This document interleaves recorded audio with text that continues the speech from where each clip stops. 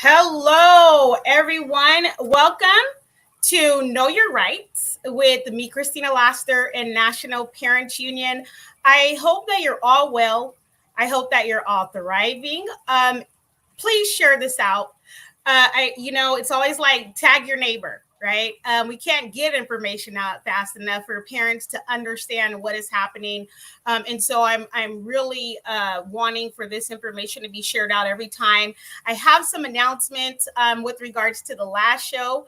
I promised that I would be sharing the special education toolkit. So if you weren't here during that last session, we broke down a case coming out of the 8th Circuit with regards to dyslexia and SPED rights and rules.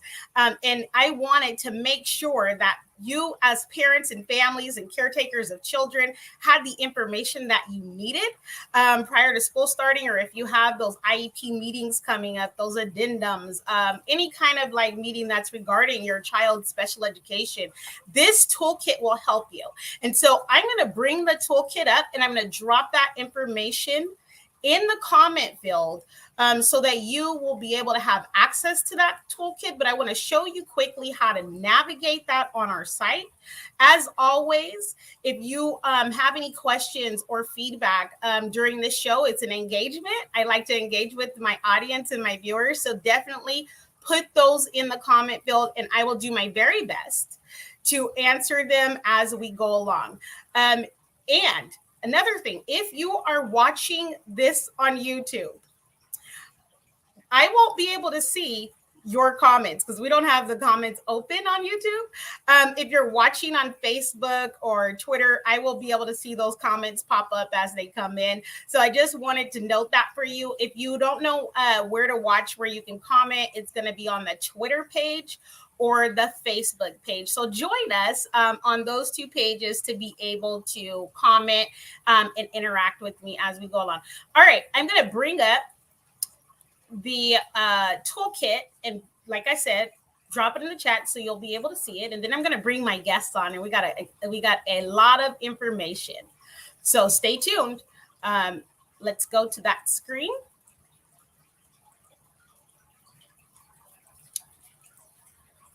All right, so as you can see right here on the screen is our website, okay? And let me zoom in a little bit because, you know, I always talk about my grandma eyes. The beauty of me being able to do this show is that I can talk from the perspective of an advocate, the director of policy and legislation. I'm a mom, I'm a grandma, I'm an aunt, I'm a sister, I'm a daughter, right? And so all of us share a unique position in society where we can contribute. And, you know, I hope that helps, you know, frame the discussion when you're asking questions because I understand what it looks like to be a grandma, taking care of the little children, upcoming generations, educational needs, and all of that. Here is the National Parents Union website, okay? On this website, put it in the chat.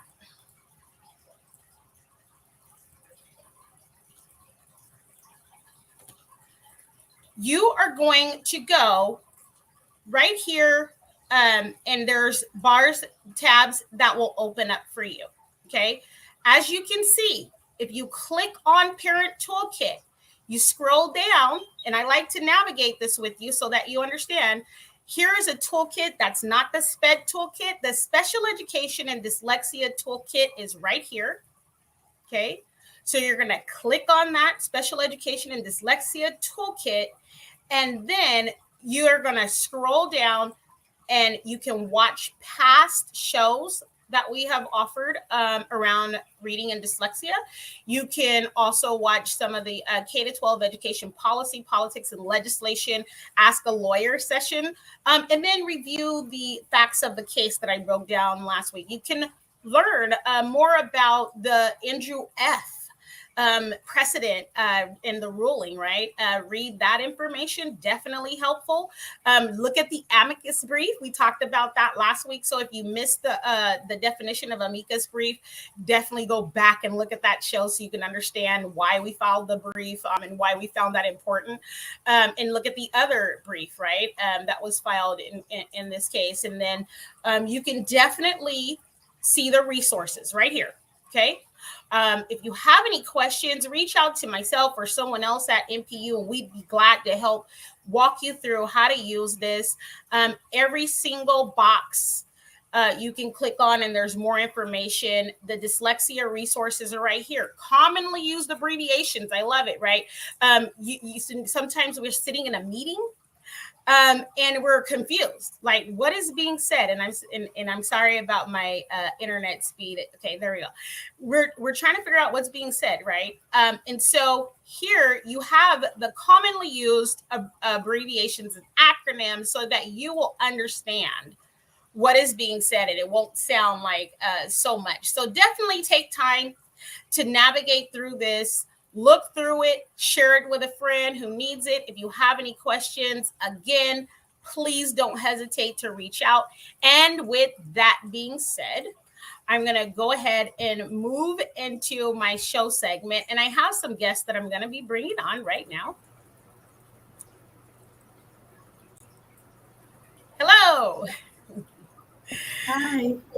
All right. And so, as you saw in the description of this show, we want to talk about the charter school lawsuit around language regulations. What is CSP? What does this all mean? All right. Like, why is there a lawsuit? And so let's talk about that. We're going to dive into that information. And I brought on guests who are on the ground in the situation and have their experiences and impact. So let's start. I want to do introductions first, and then I'm going to bring up the screen to help you better understand what's going on here. Some of you might be tuning in like, what in the heck are you talking about, Christina? Explain this to me. So that's why we do this show, Know Your Rights, so that you can know exactly what's going on and you're not oblivious, right? And then you can engage based on the information that we share. I'm going to start with you, Caleb. Can you please tell our viewers who you are, where you're from, and what you do? Hi, I'm Caleb Kruckenberg. I'm an attorney with the Pacific Legal Foundation, and earlier this week we filed a lawsuit against the Department of Education about the charter school program eligibility rule. All right, sure thing. And Yolanda? Yes, my name is Yolanda Brown, and I am the community parent McKinney-Vento foster care liaison at Northridge Academy in Flint, and now Pontiac Academy of Excellence in Pontiac, of course, in both locations. Thank you. Amy? Yes, I'm Amy Dunlap. I'm a educator for a tuition-free online public charter school, as well as I was Michigan's Charter Teacher of the Year this year, and I'm just an avid advocate in the education realm. Congratulations. Thank you. Kelly? Hi, my name is Kelly McCline, and I am with Detroit Voice for School Choice, which is a parent advocacy group, and I serve as a lead parent in helping parents understand how to advocate for their children and their educational needs. See, folks, you see that thing scrolling at the bottom of the screen? You are in the right place at the right time. We mean it. You are in the right place at the right time. And so I'm going to bring up the language for those of you that don't know what we're talking about again, and briefly just let you look at what it is that we're talking about in context and what we're referring to. We're talking about this language. And then I'll share that also, that link, if you want to view it along with me, and then we'll go straight to the case. So let's see. All right. And so as you can see, this is the Federal Register. Okay, I talk about looking at credible information on credible sites. We won't be going to the local grocery store website to find Federal Registry information. If you see it there, it's going to be questionable. So make sure you're paying attention to the credibility of the website that you're looking at. And so if you can see, this was a proposed rule, proposed priorities, requirements, definitions, and selection criteria, expanding opportunity through quality charter school programs, CSP, that abbreviation stands for, grants to state entities, SE grants to charter management organizations for the replication and expansion of high-quality charter school CMO grants, and grants to charter school developers for the opening of new charter schools and for the replication and expansion of high-quality charter school developer grants. I will not be reading this entire page. Okay, but I will be giving you the information so that you can go back and look at it yourself. I wanted to show you the dates. This proposed rule was by the Education Department on 3/14. All right, and there was a period of time where people could leave comment and whatever that had looked like. And so we're going to start talking about the case. But I wanted to just show you what this looked like. If you go see it, so you're landing on the right page. Proposed priorities, you look at that section, you look at the background information, right? And all of this wonderful stuff, types of priorities, rules, all of these, right? When you see this, the Code of Federal Regulations, you can click on anything that has the Code of Federal Regulations on there. That's what CFR stands for. And it'll take you right to where you need to be to find that particular code in the Code of Federal Regulations.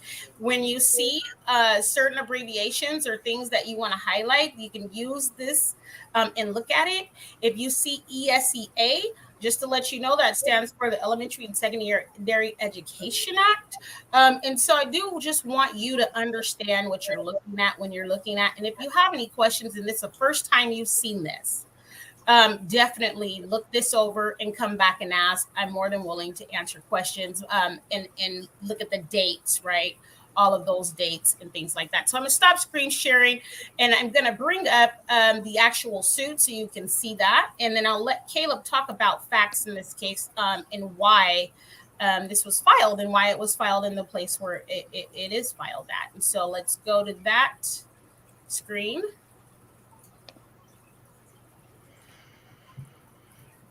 Okay. All right, Caleb, what are we looking at here? Well, so this is our complaint. This is the opening document in the lawsuit that we filed in the Western District of Michigan. And as you can see there, we represent two different organizations. We represent the Michigan Association of Public School Academies, which is the state charter school organization, and also the Thomas B. Fordham Institute, which is a nonprofit in Ohio that advocates for charter schools and also oversees about a dozen charter schools in the state of Ohio. Okay. And if you could explain like who this suit is against, or, because we see the plaintiffs and not everybody is familiar with what they're looking at. So that would help too. Right. So there's a lot of there's a lot of sort of legalese in this, but basically we have sued the Department of Education. We have to add all of these other people who work for the Department of Education.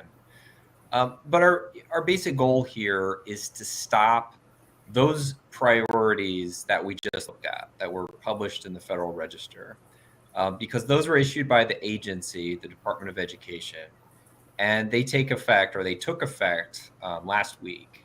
And they're going to decide how the Department of Education allocates federal grant money for new charter schools and for expansion of existing charter schools. All right, and so I wanted to go over to the counts, and if you could just give a brief explanation. We're not going to read through all of the counts, and I'm sorry if I'm giving you guys this thing is spinning because I got to get to that page, and I like to navigate with you all so you'll see exactly what I'm referring to when I'm talking as the document that's being utilized, right? And so I want you to be able to familiarize yourself with things like this, so you'll be willing to read through them and take however long you need to take when you find the documents that you need to read through in order to understand what's going on, right? And so let me go down to the count. Sorry, y'all. Okay, I feel like this is like a roller coaster ride. Okay, let me go. But you get to see it all. Okay, there we go. And so can you explain count one, violation of the Administrative Procedure Act? And when people see that USC, that means U.S. Code. Okay, so you can look up that U.S. Code and find out for yourself what that says. But if Caleb, if you can explain what was the violation here. Sure. So the basic, and this is probably the main takeaway from the lawsuit, although as we'll talk about, there are different claims. But But the main argument here is that Congress set up this program, the CSP, the charter school program, where they set aside hundreds of millions of dollars every year. And they said very specifically, Congress did, that this is for increasing and expanding charter schools. That's the goal. But what the Department of Education did is they issued a new rule that, in our view, really narrows the program and sets up new requirements for schools before they can access the funds. But Congress didn't ever say the administrative agency, the Department of Education, is allowed to do that. And really what the department is doing is they're trying to interfere with the program that Congress set up. But that's illegal. And kind of the in the Schoolhouse Rock version of the government, we always hear about Congress writes the laws, the president signs the laws, the judges are supposed to interpret it. But here we have an administrative agency saying, actually, this is what the law is. Never mind what Congress said. Do any of my guests want to chime in on this point? I want to give you the opportunity, to chime in on this violation right here about them being the rule setters in this situation. Yeah, I think if I could just say, this is just the way that they're trying to backdoor a situation. We know that the current administration is not in favor of charter schools or in educational options for our children. And this is just kind of a sneaky way to kind of roundabout see if we can get that done. I think the really scary part is that if this continues on this trajectory, what's next? This is just a small little shot at us, but what's coming next? So this is, I think, that this is right. This is sort of the main thing of why, and why are we interpreting that the law is pretty clear, and now we're trying to do this. All right. Yeah, I know that we definitely had some concern with the amount of time that was given for parents to even know that this was happening, and then respond. And then waiting to receive responses on the comments that we were able to submit. I have not received a response. I don't know if you guys have, but I haven't. So I don't know at what stage they're in to responding to those comments. But I think it's very important that parents pay attention to these processes and engage, right? And so let's go down to the next count. And I want to get to the article that was shared by the Pacific Legal Foundation too, so parents have access to that information. All right, so the violation of the Administrative Procedure Act, right? What's going on here for the person that doesn't understand what capricious and arbitrary rule making is, right? What is that? Right. So the basic rules that govern administrative agencies, like the Department of Education, it's called the Administrative Procedure Act, but the basic argument here is that if we actually look at these priorities that the department issued, instead of improving access to charter schools, which again, that's what Congress said, and they're very clear about it, these new priorities are a sneaky way to make sure that the funding doesn't go to the schools. And in fact, it's a way to really punish the best schools, the most successful schools. And we can talk about some of the specifics, but if you look through the priorities, there's several aspects of them that maybe they appear okay, but when you start thinking about what they're going to do, it's problematic. And I think one of just the most obvious examples is one of the new requirements is that a proposed school or an expanded school has to show need in the community. But the way the Department of Education says we're going to measure need is you have to look at the existing public schools and show that there's not enough space. And as I'm sure every person on this call knows, that's not what charter schools are about. They're not about taking the overflow. They're about providing an alternative to a public school that's not doing its job.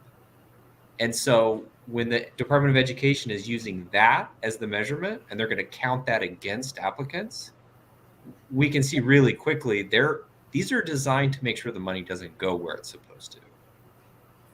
Kelly, you want to chime in on this one? I just think this. I wish. And my wish and my hope is that a lot more parents can get motivated enough to understand what is happening in this state as it relates to the attack on charter schools, and that we are getting so far away from the message that charter schools were created to give parents an option, a different educational option, to allow them to get and pull the best from their educational needs that they want for their child. And all of this, the new legislation, the sneaky way that they're doing it, it's taking us so far away from that basic common understanding that it's getting confusing for parents. They don't know anymore what they're fighting for, because the government continues to throw so much at us as it relates to charter schools that it's like they're convoluting the original purpose. And as a parent myself, that's what I try to impart when I talk to other parents. Never forget what charter schools were created for. They were created to give you an option, to give you the ability to say, hey, I want better for my child. If you remember that, then your fight will always be in the right place. So if I'm the opposition, right, I'm going to use all of these narratives around charter schools that have stuck with people, right? And there's parents that are just coming into K-12 with kindergartners here in the state of California, where the sun never stops shining.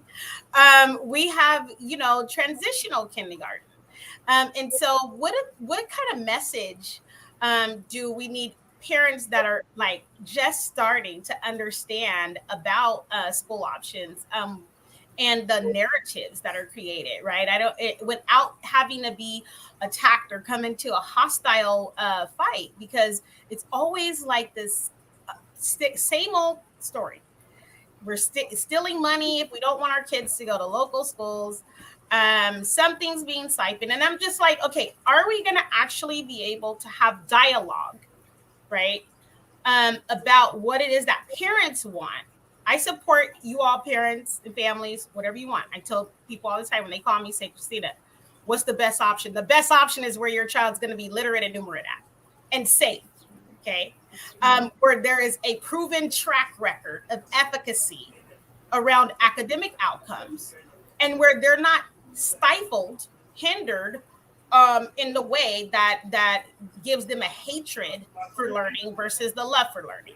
Whether you want to do that on a public charter school or a public local school, just know what you're getting into before you attend. So that is my advice to all parents. But the narrative about public charter schools has been really biased and unfair, and the attack is prevalent all the time, and the voice of parents gets suffocated from that overarching narrative. So does anyone want to really just talk about that for some of our viewers that may need to understand what's happening here? Ultimately, I believe without funding and the way that they're reducing or wanting to reduce the funding, it will ultimately take the choice away from parents, because charter schools will no longer exist if we're no longer receiving funding or receiving the funding that's needed to remain successful. Parents should know that right now you do have a choice. And a lot of times, well, actually what I see is that the charter schools are the schools that are meeting the needs of the families, not just the students, but the families as a whole. So families need to understand, or parents need to understand, that the fight is real, because that's a right that's going to be taken away, the right to choose, if the funding continues to be reduced or actually ultimately taken away. Yeah, my children are in a personalized learning program through a charter school, and their home study or homeschool, what some people like to call homeschool students. And I appreciate having that flexibility to be able to educate them in that way. I know they're safe. When they were in, the school that, they were in, they weren't. And I've proven that on past shows. And so, but the bottom line is that me, the parent who was there with them when I have them in the hospital, I didn't see all these other entities there. And me, the parent who has raised them and woke up with them in the middle of the night and understand their needs and buy their clothes and all of the things that parents do, should be able to have a say and be the most important key stakeholder, right? In choosing what's best for my children. But that has not been the case in K-12 education, and they continue to talk about reimagining or redoing. Well, you can't do it without the parents as the key stakeholders, because we know what our children need. And I look at it as how can we really look at working models and replicate them. Providing children with a personalized approach in education is the best, because all of them have unique needs, right? And so, just this is important information, guys. If you didn't know, definitely go and do your research on your own. Never listen to somebody that just because that's their opinion. Find out if it's good for you, right? Have the facts, okay? And so we're going on to count 3. And let's look at this violation. What is going on here with the lack of meaningful opportunity to comment? Well, you kind of suggested this earlier, and what happened was the Department of Education, they issued their proposal, and a lot of people in the charter school community saw it and got upset and commented, but not everybody knew about it. And certainly the department is not in the business of trying to make sure all the parents know about it and getting the word out. But they're required by law to set up a comment period where people are allowed to just file comments and say what they think about the proposal. Usually that's at least 60 days. Often it's 90 days if it's in any way controversial. In this case, the department issued a 35-day comment period, which is very unusual in how short it is. And yet they got 26,000 plus comments. And a significant amount of those comments raised all kinds of objections, just like the ones we're raising, that this is a real problem. This is an attack really on school choice and on opportunities for parents. And instead of just extending the comment period, which is what we would expect normally, the Department of Education just pushed through. They said, it doesn't matter. We got 26,000 plus comments. We don't really care. We considered and rejected them. We're going to move forward with the rule as quickly as possible. And that's just not okay. They don't have that opportunity. They're required to consider your comments. And it looks like in this case, they didn't. Yeah, that's true. It was like a lot of time to even notify parents that, hey, there's a proposed rulemaking. You need to be aware. And here's the deadline, right? And so that takes a while. And this is national. So imagining how to get that word out in the way that the department should have through the voice of parents. You could see that everybody was not aware and probably is still right now becoming aware of this proposed rulemaking and what's going on. So let's talk about this next count. So the final count is it's an interesting aspect of this rule that I think really comes down to nobody wants to take responsibility from the department for what's happening. So we all know that President Biden is not a fan of charter schools. That's what he said. And the Secretary of Education has said publicly, well, I support charter schools, just not very much. And he's kind of equivocated a little bit. But what's interesting is this rule was actually just issued by just a mid-level employee of the Department of Education, which I see personally as just everyone sort of avoiding responsibility for what this does. The problem on their end is that that's not okay. That's not, an agency isn't allowed to operate like that. And the Constitution requires that this kind of action be issued by someone who's confirmed by the Senate and appointed by the president. And the whole point is accountability, is we want to know who's in charge, who's making these decisions, because when elections come, we want to be able to hold them accountable if we think they should be. Yeah, accountability is not a bad word, y'all. Okay, so if you've been taught, I talked about this last week, that we were taught disruption is a bad word, but if you're in the business space and you're a business guru, then you can get paid a whole bunch of money for teaching concepts of marketplace disruption. Okay. And so I want you to really just try to reframe your thinking around accountability and compliance, because public education is funded by we the people. It's not free, despite what you think. There's compulsory attendance rules. We talked about that last week. Go watch that show. That compel parents to have their children in education for minimum, maximum ages, and all of that. And free public education is supposed to help parents to be successful in that, but it's also taxpayer funded. And so it's really important to know your rights, to know and understand what is happening, and hold accountability and compliance. And so I'm going to just pause right there, and I'm going to stop screen sharing to allow some dialogue between my guests. If you guys want to talk about any of the facts of the case that I just showed, and how they're impacting you where you're at. Unfortunately, what's happening is actually an attack on our future. When you attack, or when you attack kids, you're attacking our future.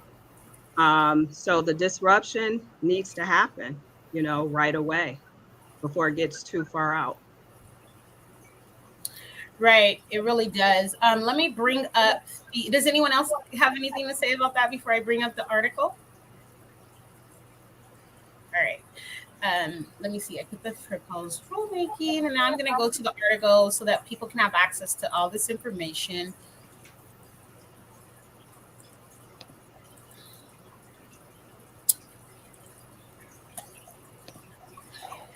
All right, and so here you have the website for the Pacific Legal Foundation, where Caleb is an attorney there, and you can look this up so that you'll have this information so you can go back and study this. And you know what? I say to study all sides of this thing, right?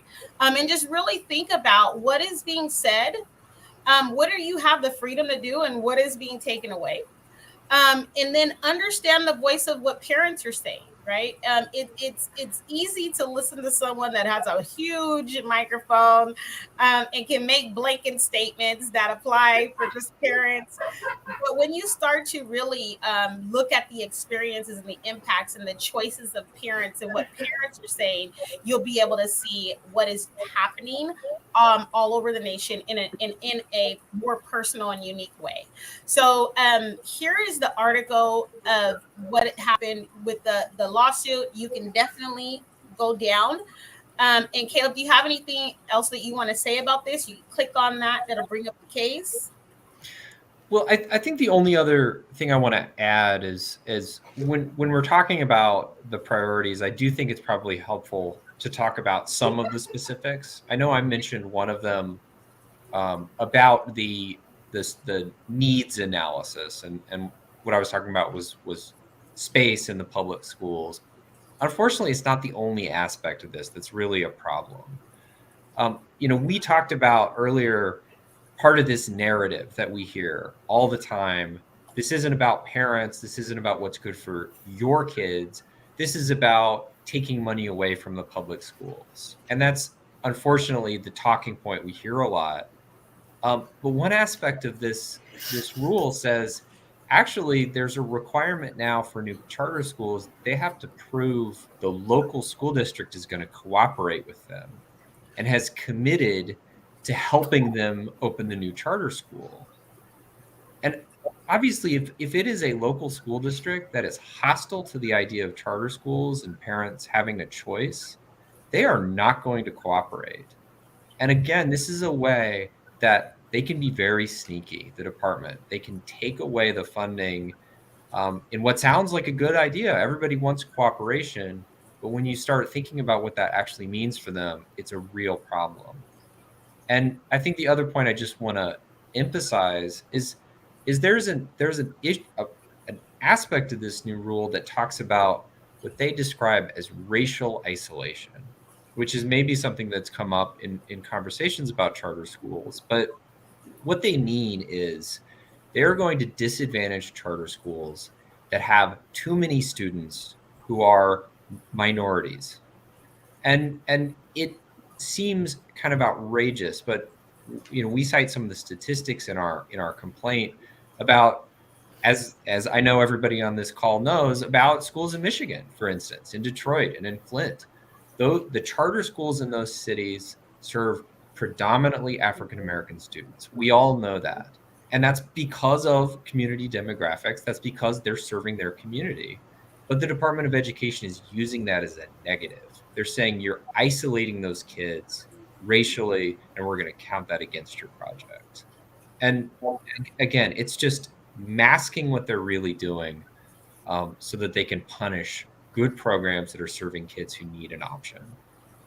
And in particular neighborhoods, they're not the minority, right? And so, like, spell that out. Like, how are you supposed to figure out a different plan if you're not? That's what your neighborhood looks like. Well, the only way to get around it is to do something that is definitely illegal, and that's try to pick and choose which students you're going to accept based on their race. And that is absolutely the last thing anybody wants. We want schools that serve their communities. It doesn't matter what your community is like. And if the public schools aren't doing the job, we need charter schools as a good option. And it's really, I think, insulting and outrageous that the Department of Education is really targeting these other communities and these charter schools because they're serving too many kids of a particular racial group. Yeah, there are communities that are predominantly of color. Even here in California, you see concentrations of various populations in different areas. And so I don't know if there's like a big plan to transport children out of their local area into another area. I actually was a student that was a part of that busing integration program, and I spent an hour and 15 minutes each way going to another school outside of my area up until like middle school. And I didn't even, I wasn't familiar with the kids when I got into high school that I had to come back into the neighborhood and go to school with. And so that's not what, the solution is. And so it's really interesting. So what do you think the department will do now that this lawsuit is filed? Well, filed. They're going to fight it. I think they have shown their cards.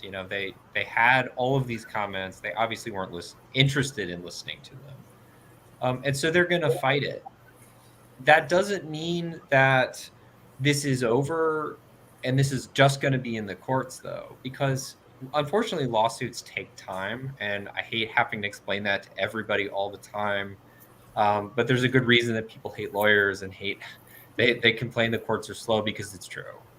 This is going to take time, but in the meantime, there's a lot of action in Congress. There's a lot of action with other groups, with communities just like this, where we can put a lot of pressure on our elected representatives. We can put a lot of pressure on the Department of Education itself to fix this.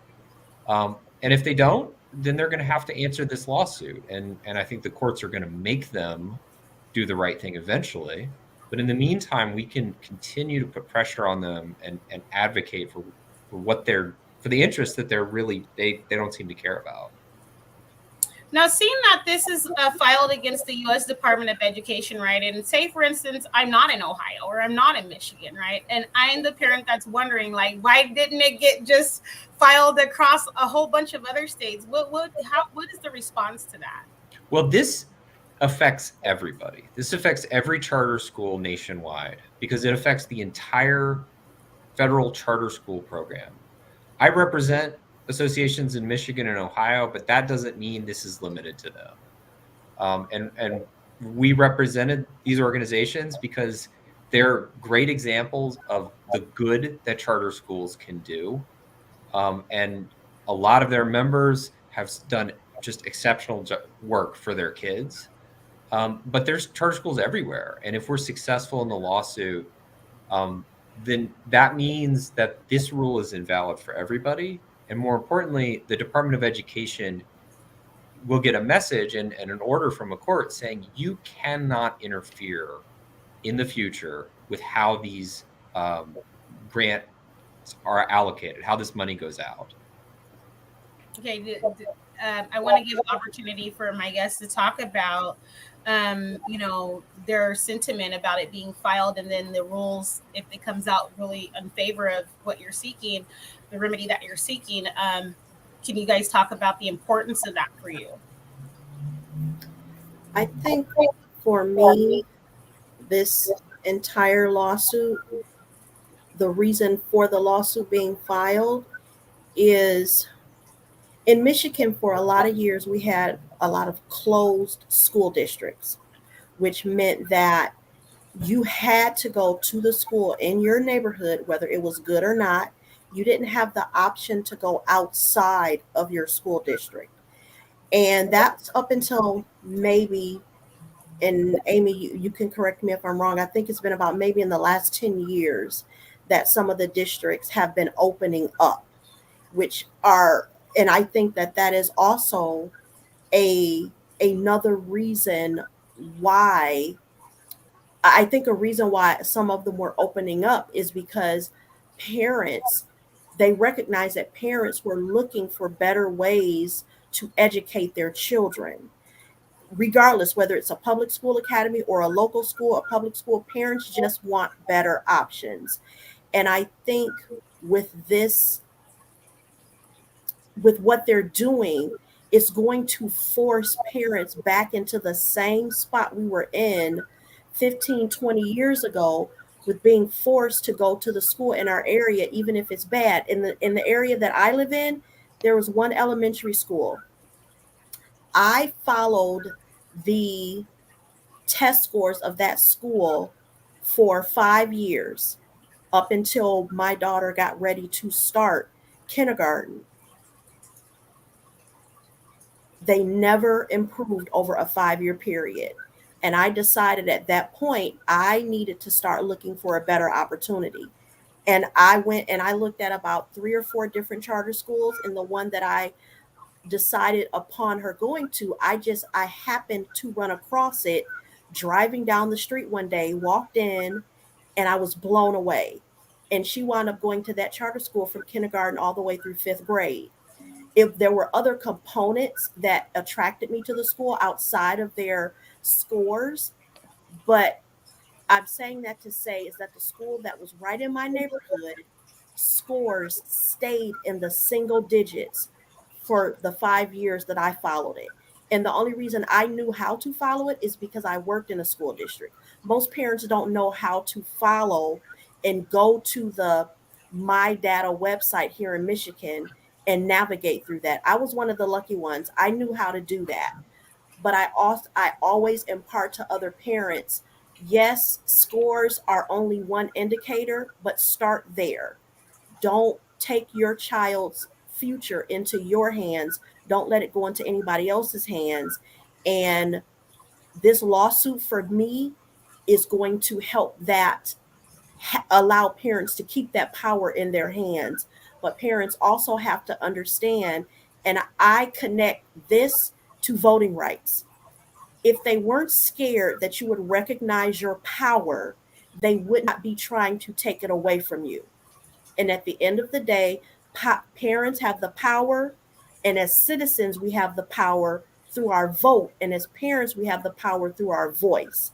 And if they weren't afraid of it, they would not be trying to take it away. That's how I try to simplistically impart to other parents as to why you need to be engaged, stay engaged, and go full speed ahead with trying to stop what's happening from happening.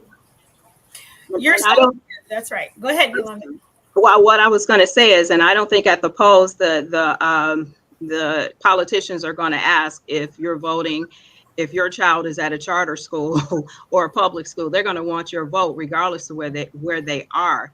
And so our kids should not be used as political pawns in one way, but then you still want our votes in another way. So, we have to do our research. We have to do our research because our rights will be taken, or the parents' rights will be taken away. Mm-hmm. Yeah, I totally agree. I mean, there's just this underlying tone of understanding that parents, you have the ability to say what is going to happen with your child. Your child does not get a K-12 redo. Okay, I need that to sink in. I say it every time, right? And I'm saying that as a parent of adult children and grandchildren, okay? And recognizing that I have children that are still, I've been dropping a kid off at elementary school for 3 decades, y'all. Okay, I'm gonna say that, and I mean it. And recognizing where I made mistakes. And so now sharing that information so that you can have the most information to make fully informed decisions, right? Don't take my word. Don't take someone else's word.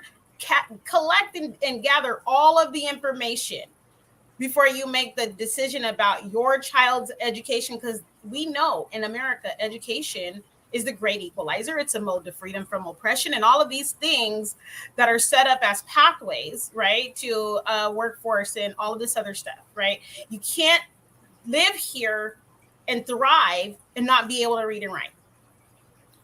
And then as well, again, parents should actually, like Kelly was saying, that parents should do their research on the schools. In Flint, I can say that our school leader really did a good job, because out of over 2,200 schools, we ranked number 33rd, okay, in Michigan.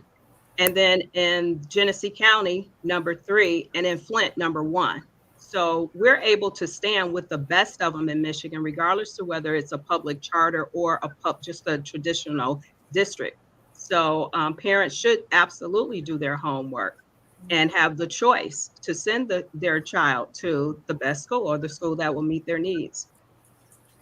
And I think to add on to that, if we look at the charter schools in Detroit as well, I think recently when I looked at the statistics, all but one traditional public school had kept up with the scores of the charter schools, but the charter schools in Detroit are leading the way. And so now all of a sudden you're gonna take this program and you're gonna say, because we're not racially diverse in Detroit, that you can't open a school, or because you go to Detroit public schools to collaborate, if that's the word that we want to use, and their teachers union says, heck no, we don't want you to open, so now you don't get to open. So that's just, we can't keep failing kids. This isn't okay. And you know, it is, we have a lot of amazing educators and school districts in the charter world that are providing these great educations, and parents do need to do their research. And I say, if you're not sure where to go, ask a friend, ask a neighbor, ask anybody for any information, and start there. I always like to plug Andrew Campanella's School Choice Roadmap book. Is a phenomenal resource to even understand the different types of schools, because we've got a plethora of types of schools that you can look at. And I know that they're working on right now sort of addressing state by state. So I think it's this fall they're going to launch it, where you can click on, you know, Michigan or your state from wherever you're watching from, and you can see what's offered specifically in your state to get more information. So I could go to Michigan, I could say what virtual schools are there, and it's going to give me a list of the schools and all their websites, so I can get on and start doing my research. Getting on, like Kelly said, to my school data website. It's MI School Data, and I believe it's .org. It might be .com, but I think it's .org. And just digging in. You can't screw up the website, so get on and just click around and see what you can find.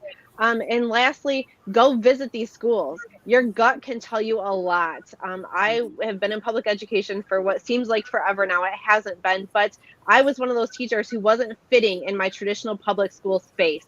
I needed something else, and I would have left. So this is just important. So I say it to the teachers too. If you're not happy where you are, you're not being able to make positive impact on the kids that you work with, find somewhere where you can do that and flourish together, because it truly is just, it's so important. Yeah, I find it to be an archaic assumption that all of our children are going to be educated in the same way at the same place at the same time. Okay. I know for a fact that my son has to move in order to process information. He's a kinesthetic learner, and that's just the way he learns. And if he's in a traditional structure where he's required to sit for, you know, a period of time, that's not going to work out. It didn't work out. And he's going to be penalized. And you know, there's going to be consequences, which there were, for that movement and that motion. Yet that's the way he processes information, right? And so this is why I bring, you know, examples up so that parents can have knowledge and awareness of what's going on if they have a child that is a mover and a shaker, right? You know, understanding that may be the way that your child learned. They have different modes of learning. So it's very important. I put that schoolchoiceweek.com link in the chat for those of you that want to look at that roadmap. And I do have one question again for you, Caleb, before we close out here, and the guys can give a final word to our viewers. Where is it at? Where is the stage at? Where are they at with the CSP regulations, the U.S. Department of Education, right? I didn't get, like I said, a response. I wasn't holding my breath for it, though, just to let y'all know. So where are they at with this? Well, so they have officially, they've rejected all the comments. If you haven't received a response, then they have sort of implicitly rejected your comments. The rule is in effect, but the good news is it hasn't been used this year. So these grants are issued every year. There's a 2022 application cycle. It happens in the summer, where the charter schools, the new programs, have asked for federal dollars. They're not using the new priorities yet. So that's the good news. The bad news is they're planning to use them next year, next summer. And so our goal, my mission, is to get in the way and make sure that in 2023, they're not allowed to use these priorities. And I intend to do that however we can. And so, like I said before, it involves really everybody. I'm going to try in the courts, but meanwhile, we all have members of Congress who represent us. And the more they hear from parents and the more they understand that this affects everyone's kids and everyone's educational future, the more hopefully they'll pay attention. So then your call to action and effect to parents would be that they reach out to their local, their national representatives, right? Legislators, and discuss the impact that this would have on them. Well, certainly if you have kids in charter schools and you're part of the charter school community, let your representatives know that and let them know that it is important to them. And obviously, National Parents Union is a great organization that is really taking parents and putting them together and trying to get you all to your voices heard. But the more you can talk about this, and even just really simply talk to other parents, let them know what's happening. Because again, it's not like the Department of Education is out advertising what they're doing. They're trying to be sneaky about it. And so the more we can educate people, the more we can let them know what's happening, the more hopefully we can change it. Yeah, I don't find that to be a good tone set from the administration after we're just leaving a pandemic and all this other confusion that's going on, and then like ousting parents from the discussion or being selective over which parents they want to highlight and which ones they don't, as a good solution to the education problem overall, right? Parents and families, I need you to understand that you didn't expect to be lawyers and doctors and experts in the law and politicians and bankers and all of that just to put your kid to K-12 education right through school.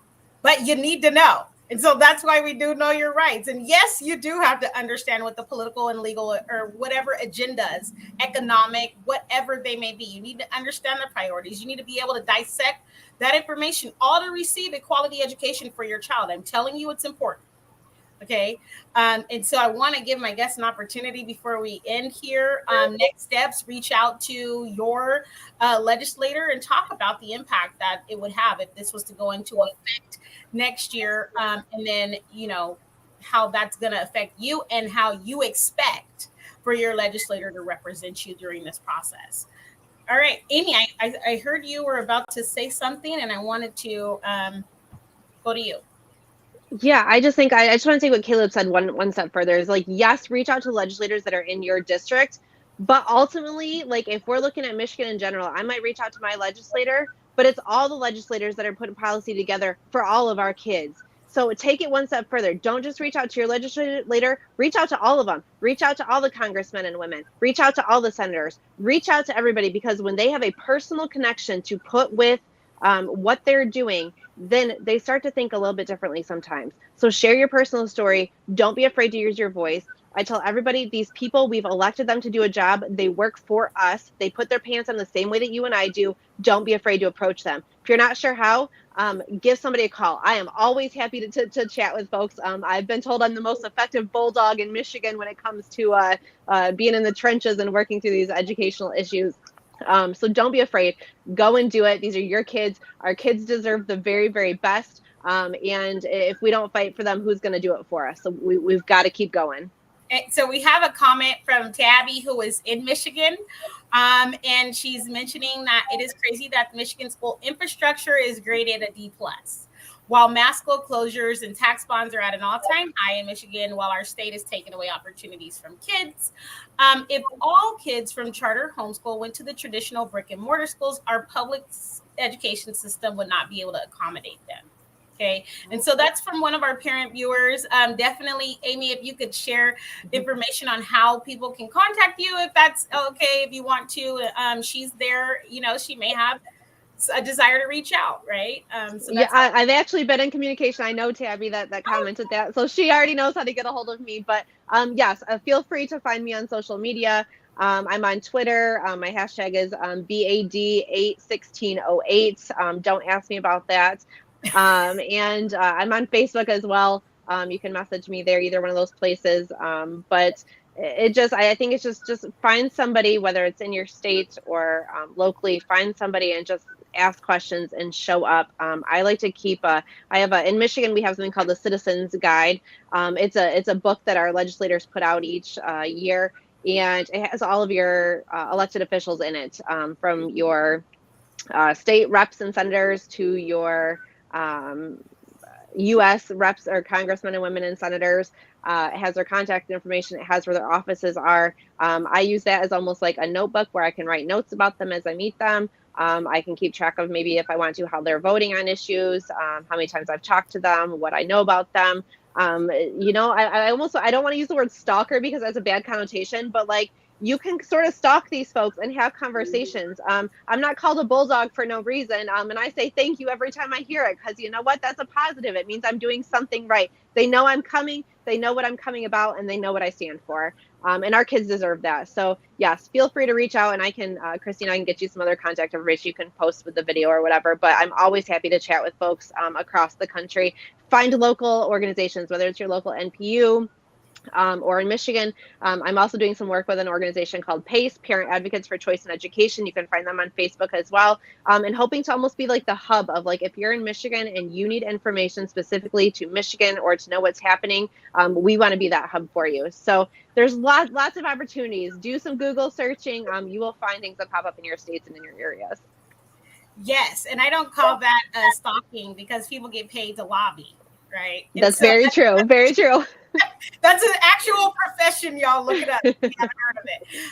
And so, Yolanda, go ahead and give our parents a way to reach out, or, a final word. Well, I just want our parents to know that there's strength in numbers, and that their voice is important, and coming together and just letting our legislative body know that we're the ones that you should serve, not the other way around. We should not serve you. You are there to serve us, we the people. So just to let them know that their voices are definitely important, and without us, they have no job. True that. Kelly. Hi. I have to agree with Yolanda that I want parents to understand and believe that their voice has power, their voice has merit, their voice has strength, their voice has meaning, and to internalize that and build on that to project out. Because again, if they didn't fear our voice, they would not be trying to take it away from us, the bottom line. So take that, use that, hold on to that, and don't give up the fight. And if you would like to reach Detroit Voice for School Choice, we're on Facebook. You can reach out to us via there. We are a parent advocacy group that teaches parents how to be brave in advocating for their children's educational needs, whether it's special education or whether it's regular education. Please feel free to reach out to us, and we will come to your school to teach you how to teach other parents to use their voice and to find their voice. Yes, thank you. I mean, this is a heavy lift, y'all. So we have to collectively, as parents, join forces and reach out to any resources that we have, right?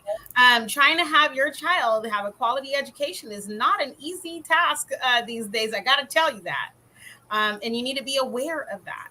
And so, whatever is the best resource for you, please connect. I'm glad you said special education. I told y'all, don't IEP alone. That's another resource. Mhm. Okay.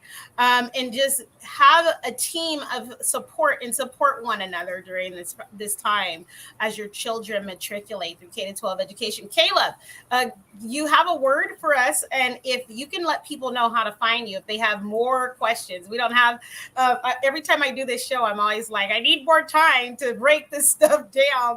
But you know what? Hey, an hour is a long time, so we'll go ahead and let you tell people how to get in contact just in case they have questions. So the easiest way to find me, is go to our website, pacificlegal.org. As we saw at the very beginning, we have a case page about this case. You can find all the relevant filings. My email is on the website. I'm right there. I love to hear from people who are affected by our work. Please email me. Please call me. I'm happy to chat. I'm not going to give you my email address. It's Kruckenberg. It's hard, but it's on the website. I guarantee you'll find me. That's all right. I just put that back in the chat for parents. And of course, you can always reach out to us here at National Parents Union. Go and navigate the website, see those things that are offered to you. We have a parent voice team that's always willing to support. Bernita Bradley is the director of Parent Voice, and she's in Michigan, just so y'all know. And then we have Maritza Gurdy, and she's always willing to support. And so if you guys have those nerdy questions that you feel like, can nobody answer this question, reach out to me. I like nerdy questions. Okay. I just want to let you know that makes my day when I get a parent that asks me about US Code 20, whatever it may be, right? That makes my day. And so I'm glad. I encourage you to continue to research, be fully aware and fully informed so that you can know your rights and that your child can thrive. You have been watching Know Your Rights with me, Christina Laster, National Parents Union. Stay well until next week. I'll see you again. Bye-bye.